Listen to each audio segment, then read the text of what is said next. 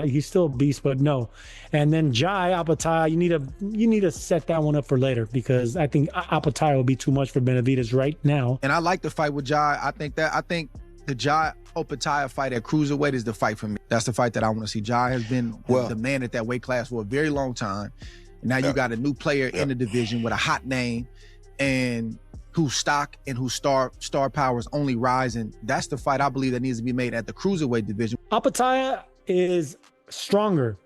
Pound for pound in punching, Opetaia punches a lot harder with one single shot than Benavidez. He's a harder, heavy-handed puncher. He's a southpaw. He has better feet than Benavidez. He's just as mean as Benavidez. That would be violent, man. That fight would be violent. He has heavy hands and he has quick feet, and he does it from that left-handed stance. Opetaia will beat Benavidez if they ever fight. That's just my early prediction. I think Benavidez is top pound for pound. He's a killer. He's the future of Mexican boxing and those Mexican dates. But there's weight classes for a reason. He was able to beat a blown up super middleweight in Zurdo Ramirez, but not a natural cruiserweight champion like Opetaia because across the boxing world, experts frame David Benavidez versus Opetaia as an elite-level collision where styles clash at the highest level with pressure, skill, and adaptability, deciding who comes out on top. As the discussion starts to build, Ben's to give Jai Opetaia a shot at his name right now because he's hot right now. You go up and fight Usyk while you're hot, and it makes sense. You can always come back down and fight Opetaia if you want to. You understand? If you lost to Usyk, Opetaia fight still there. If you lose to Opetaia, Usyk fight gone. So be smart about this thing. Go take Usyk while the iron is hot. You beat Usyk, you don't never have to see Opetaia unless he want to come to heavyweight. But if you go fight Opetaia and lose, you don't get a chance to see Usyk, and you don't get a chance to make history. That's crazy. You're on a rail right now to do something that nobody views the matchup as fully legitimate despite Jai Opetaia holding a world title, noting that adding more belts would still represent a major achievement for him, and he would be satisfied becoming champion in that division. However, Jai Opetaia expressed confidence and readiness for major challenges, noting that he has I mean, it doesn't really matter if Jai Opetaia has another one. He has two legit titles right there. So I think so. It's a legit fight. It's a legit, title shot, and I'm be very happy. Long been chasing big fights. He added that becoming undisputed is his main goal and emphasized that he is prepared to step in whenever the opportunity comes.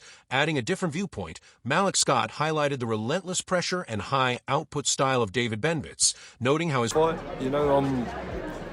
I've been chasing these big fights for quite a while. I want to call myself undisputed, so it is what it is. I'm ready when forward aggression and combination punching can overwhelm opponents.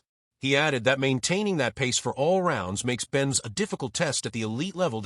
In addition to that, Robert Garcia suggested that David Benz still has key challenges to face before considering a move up to heavyweight. He pointed shown on Saturday, not only is he one of the best fighters in the world, to me, Benavidez is the most dangerous fighter in the world, and I'm including all divisions. We could talk about Shakurs, we could talk about Haney's, we could talk about all these Usyks and guys that's better than him technically. But I'm talking about as far as danger zone. When you are in the fight of your life from round 1 through round 12, David Benavidez, I've never seen nothing like him before. I've never seen hand speed like that on a consistent basis. I've never seen extension with that hand speed. To potential fights with top names across multiple divisions as crucial steps that would help define the next phase of his career. Adding to the discussion, Sean Zittel also believes David Benavidez is a special talent entering his prime and becoming a dangerous challenge for anyone in boxing. Him to do maybe at that same weight, or maybe go down to fight Bivol and Benavidez. And the other one is what that other cruiserweight that signed with Sufa. Jai. Opetaia. Yeah. I don't know if that fight could even be done now that he's with Sufa and what belt they're gonna fight for, whatever. I don't know. But those are 3 fights that I would like to see Benavidez take. But then after that, he's ready for the heavyweights, man. He's ready to... Feels Benavidez still has to prove himself against the very best fighters, but believes he has the ability to beat champions like Dimitri Bumel, Artur Beterbiev, and Jai Opetaia. It's a special talent who's now really entering his prime now, and he is scary for any fighter go up against. He's got to prove it. He's got to prove it against the best fighters in the world now, and they're going to be tougher outs than Berto. Ramirez, but I'm feeling like he can beat all of them. He. Could beat Bivo, he could beat Better BF if he could beat Opetaia. It's a special talent who's now really entering his prime now. And he is scary for any fighter to go up against. You know, he's got to prove it. He's got to prove it against the best fighters in the world now.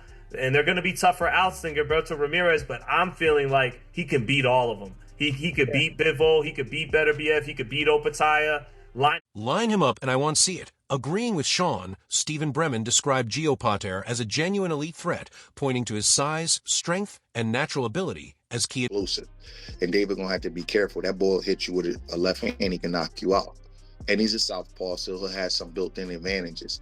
He's just it's not a skill thing. He's a different level athlete than what El Zurdo is. And he's young and he's mean and he's gonna be fighting hard.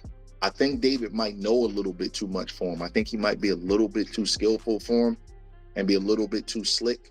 But his raw athleticism and punching power is something David gonna have to be careful. Advantages. He added that Opeta's physical tools and calm approach under pressure make him a difficult matchup for any top-level opponent. In contrast, ADA Oladipo praised David Benavidez' hand speed, explosive combinations, and relentless aggression, pointing out how he throws 6 and 7 punch combinations with both power and intensity. He believes there's very little. This guy, I mean, when he throws those combinations, they're so fast. And it's not 2s and 3s, it's 6s and 7s. Like, what do you do? What do you do for someone that can snap your head back and throw combinations with that much power and anger? There's not much you can do. That's a bad man. That is a very opponents can do against that kind of pressure, and describe Benz as a very, very bad man. Building on that point, Zab Judah stated that David Benz uses a style that opponents still struggle to solve, built on constant pressure, rhythm changes, and in-fight adjustments. He added that until fighters learn how to deal with it, they will continue having difficulties, and suggested Benz becomes especially I like it. I still say the same thing now. Another stoppage.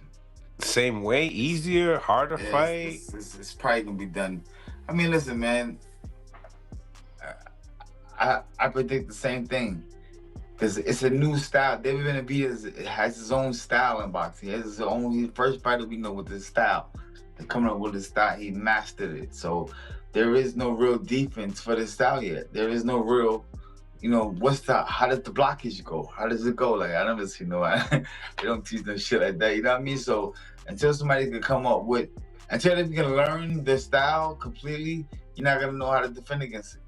We gotta see it some more. You know what I mean? So shout out to David Benavidez coming up with his own style. That's crazy. And the switch.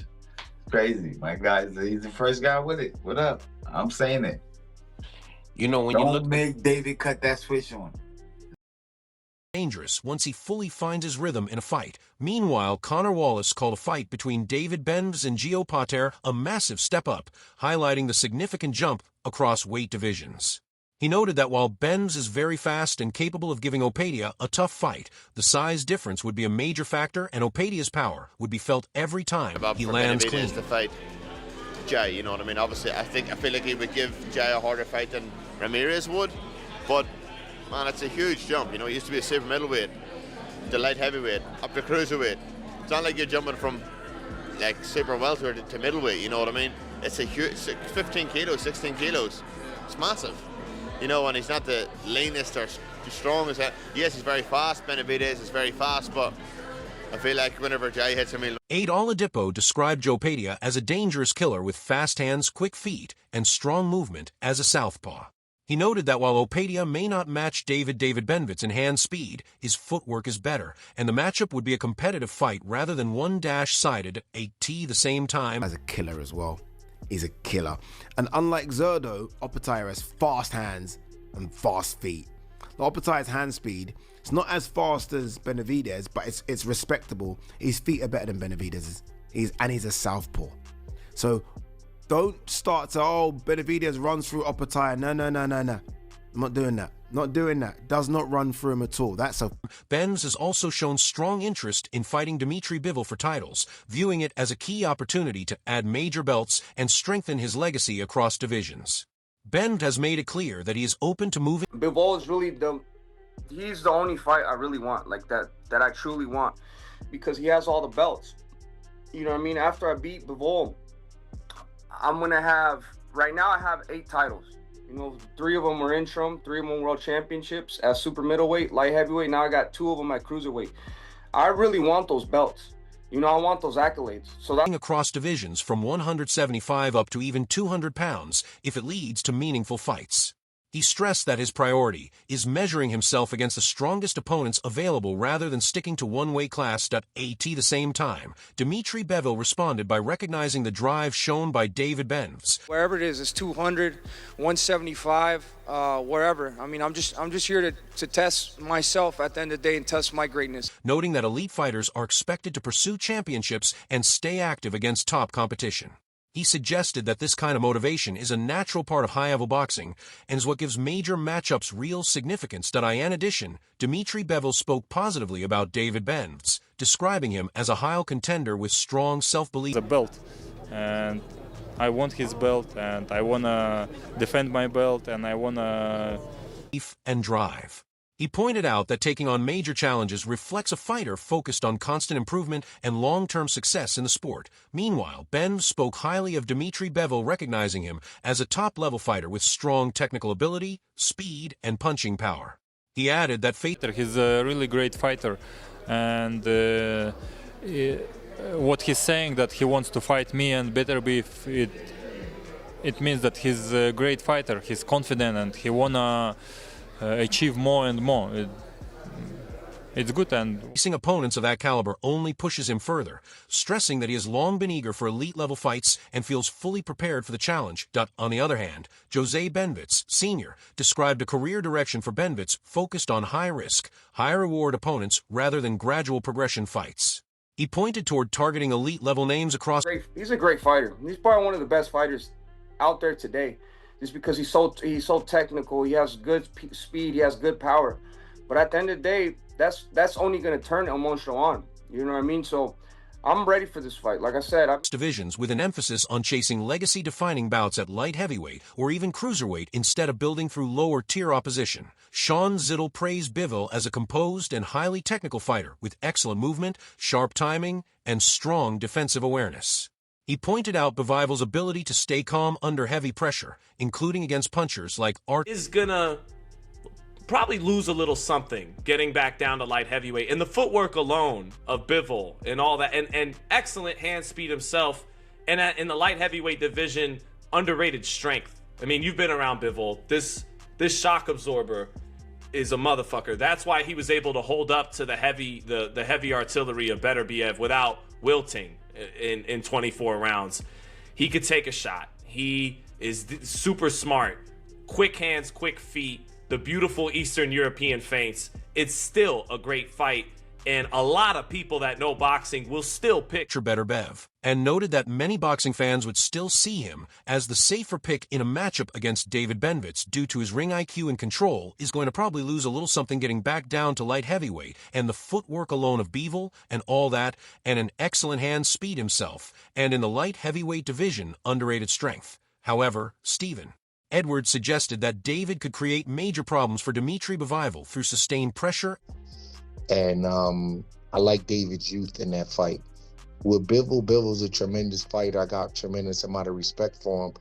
But it seems like that the way he moves and he doesn't fight on the inside, Benavidez can kind of force him to over-move and move more than what he would like to move and force him to kind of run out of gas. For as good as Bivol's conditioning is, he does take off rounds because he fights in the constant bounce all night.